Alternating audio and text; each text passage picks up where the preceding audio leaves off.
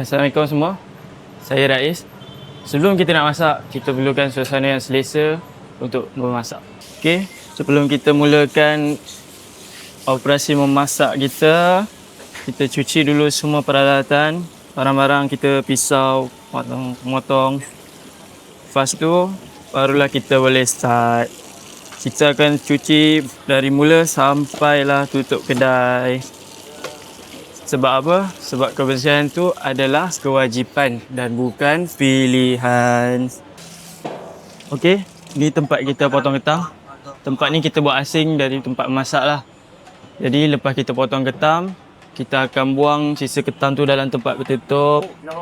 Lepas tu siap potong, kita akan cuci bagi bersih. Sebab apa? Sebab kita nak elakkan pencemaran. Matlamat kita kat WPK Seafood nak menyediakan makanan yang sedap, menyelerakan dan juga bersih dekat customer. Kalau sedap saja tapi tak bersih, tak guna juga. Okey, itu saja.